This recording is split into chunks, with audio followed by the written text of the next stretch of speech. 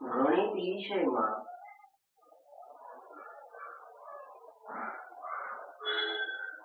રસ લેતા નથી.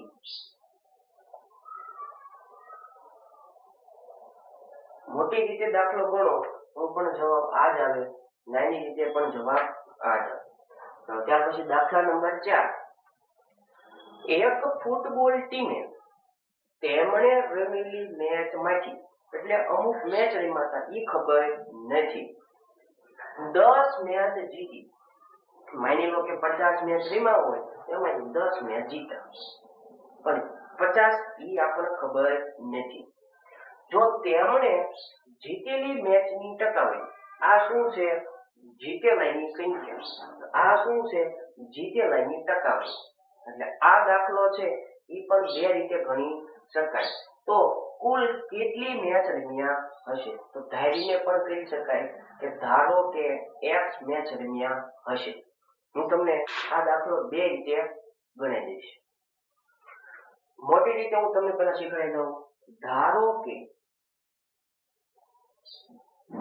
કુલ મેચ બરાબર x. કુલ કેટલી રમાતા? x મેચ રમ્યા હતા. x ના કેટલા ટકા? તો x ના કેટલા ટકા જીત્યા હતા? 40% જીત્યા હતા. અને જવાબ કેટલો આવતો હતો? 10. x ના 40% બરાબર 10. x ના 40% બરાબર 10. x મેચ રમાતા એમાંથી કેટલા ટકા જીત્યા હતા? એમાંથી 40% જીત્યા હતા. અને પાછી કેટલી જીત્યા હતા? તો કે 10. તો એને આવી રીતે લખાય. ના એટલે ગુણાકાર x ગુણ્યા 40. ટકાની નિશાની દૂર કરવી હોય તો છેદમાં 100 બરાબર 10. 0 0 ઉડી. હવે આ 0 ના 0 ના એવું ઉડાડવાનું નથી. હવે x ગુણ્યા 4 ના છેદમાં 10 બરાબર 10. હવે 10 ને પહેલા દૂર કરવા પડે, એ ભાગાકારમાંથી ગુણાકારમાં લઈ જવાય. તો x ગુણ્યા 4 બરાબર 10 ગુણ્યા 10. x ગુણ્યા 4, 10 એ દાન 100. હવે બેનો સંબંધ કેવો છે? ગુણાકારનો. તો ભાગાકારમાં લઈ જવાય. તો x બરાબર 100 ના છેદમાં 4. તો છેદ ઉડે 25 ચોક 100. તો x બરાબર 25. x શું છે? x શું છે? તો x હતું કુલ મેચ. તો કુલ કેટલી રમ્યા હતા? કુલ 25 મેચ રમ્યા હતા.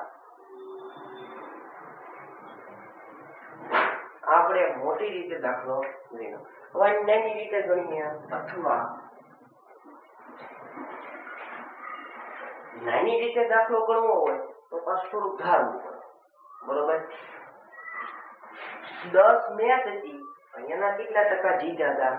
40% જીત્યા હતા. 10 મેચ હતી, એના કેટલા ટકા જીત્યા? 40%. એટલે ડાયરેક્ટ લખી નાખવાનું 10 મેચ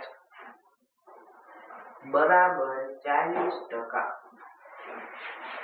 10 મેચ રમ્યા હતા, જીતવાની ટકાવારી કેટલી હતી? 40. હવે અહીંયા શું પૂછ્યું છે? કુલ. તો કુલ ટકા કેટલા હોય? 100% હોય. ટકાના નીચે ટકા. 100% બરાબર કેટલા? ક્રોસ ગુણાકાર 100 ગુણ્યા 10 એના છેદમાં 40.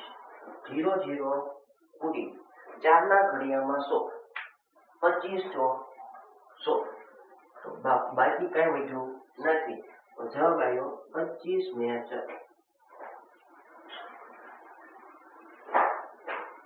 એનો નાનો દાખલો અને મોટી રીત ને નાની છે. અહીંયા પણ મોટી રીત આવે છે. મિત્રો, આઈ હોપ કે વિદ્યાર્થીને દાખલો સમજાઈ ગયો હશે.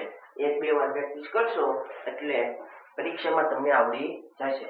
મિત્રો, ચેનલ લાઈક, શેર અને સબસ્ક્રાઇબ કરવાનું ભૂલતા નહીં અને તમારા મિત્રને પણ વિડીયો શેર કરવાનો છે. સાથે સાથે તમે પણ જો અને તમારા મિત્રને પણ કહેવાનું કે આ વિડીયો જોઈશું તો આપણને આવડી જશે, એટલે તમારા મિત્રને શેર કરજો ભૂલતા નહીં.